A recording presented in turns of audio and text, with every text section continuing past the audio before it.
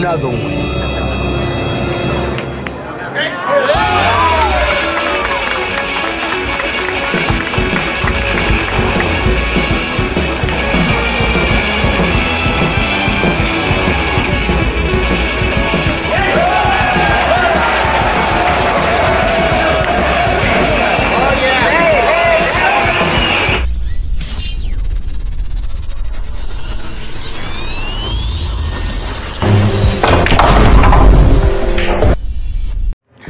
Kumusta mga kabilyar?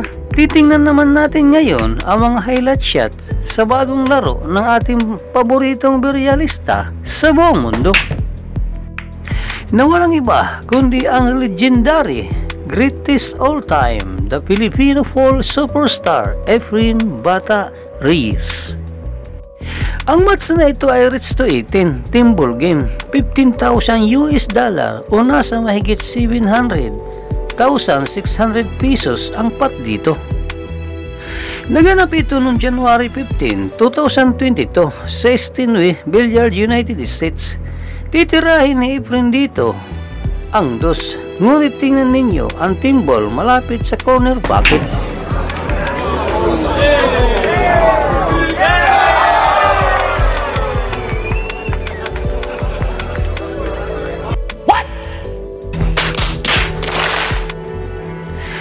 Inatake dito ni Efren ang team ball ng dalawang bisis, una ang cue ball at ang pangalawa 2 ball. Sayang lang talaga dahil muntik na itong pumasok.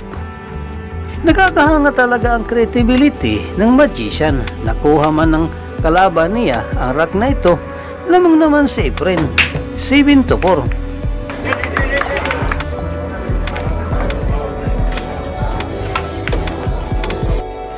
Punta naman tayo sa rack na ito. Titirahin ni Efren ang 5, ngunit tingnan ang team ball. Tinawag ni Efren ang team ball sa corner pocket at ito na nga ang nangyari.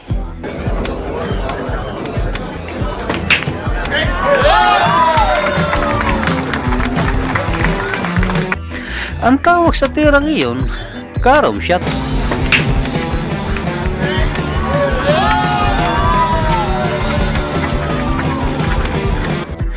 Tingnan naman natin ang magandang run out na ito.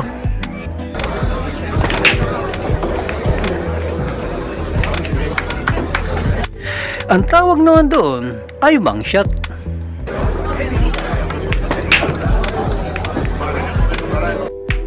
Walang tira si Efren sa 3, kundi yun lang.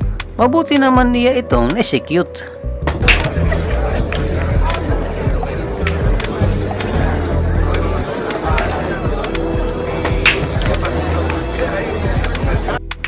Ang tawag naman doon ay combination shot. Ang importante sa combination shot ay magkaroon ka ng tira sa susunod na at malinis naman itong nagawa ng magician.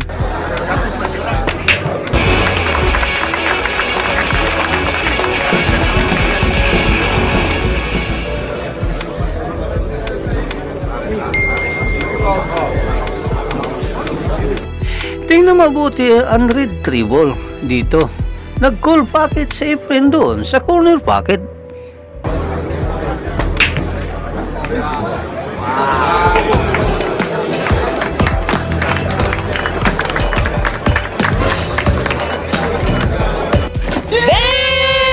Hindi ata ako makapaniwala. Relax ka lang, matatapos din yan. Wala talagang kupas ang magician. Napagandang kick shot sa 3 at preparasyon pa sa 4.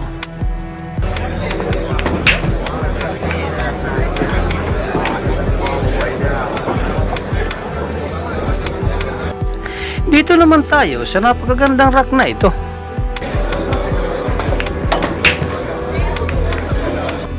Tingnan mabuti kung gaano pa din kagaling sa position play si Efren kahit may edad na ito.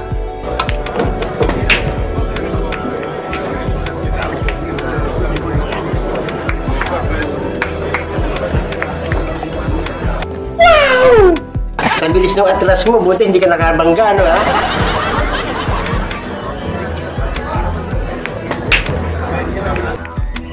Nasa 67 years old na si Efren sa panahong ito.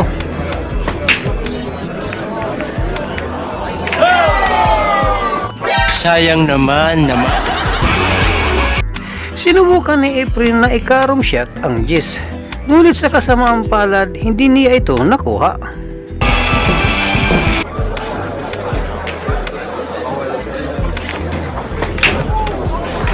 Magaling kang kapal ka. Ang tawag naman doon ay billiard shot sa uno. Ang nakatunggali naman ni Efren Reyes dito, si Reyes Gomez.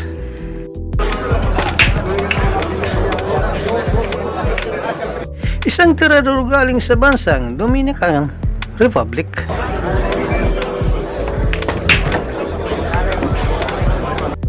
Magaling din ang player na ito dahil medyo nahirapan din si Efren sa laro.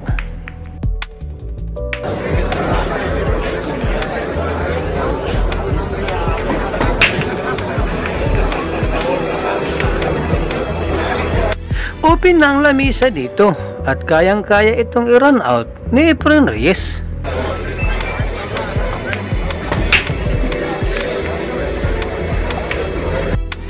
Ang isa sa pinakagusto ko sa laro ni Efren ay ang kanyang kakayahan sa pagkontrol ng bola mano. Kayang-kaya itong manupuluhin at kontrolin ang walang kahirap-hirap.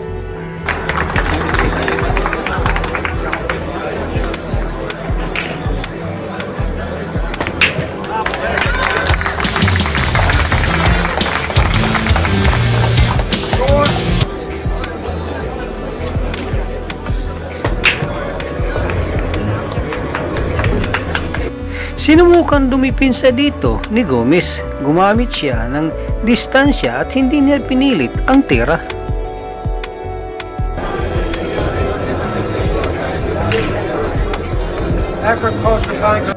Sa distansyang ito mahirap mag-counter save dahil dapat perpekto ang speed sa cue ball kung gagawin mo. Kaya ito na lang ang ginawa ng magician. Oh yeah!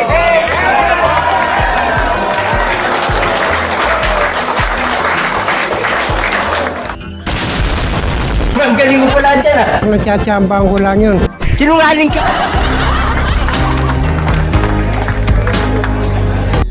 Hindi nagdalawang isip na ibang shot ni Efren ang Jess dito.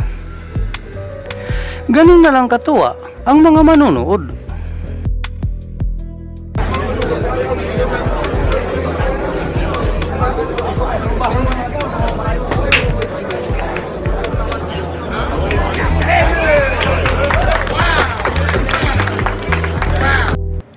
Pinakita din ni Efren dito ang halaga na pagdepensa. Malupit niyang tinago ang cue ball sa one ball. Kaya napilitan mag-intentional foul si Gomez at sinubukan idikit ang team ball sa mga nagkukumpulang bola.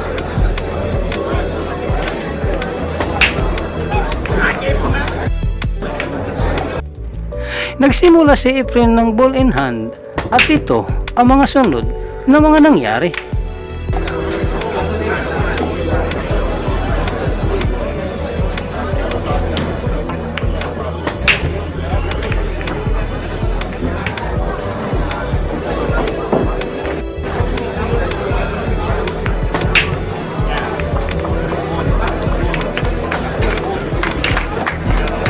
Kung makikita ninyo nakadikit ang team ball sa city dito.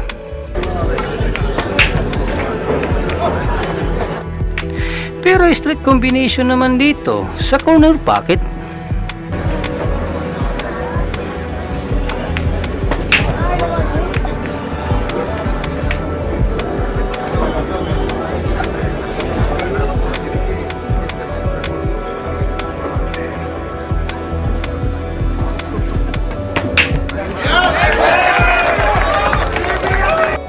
Sinabi ko sa inyo ang larong ito ay rates to 18.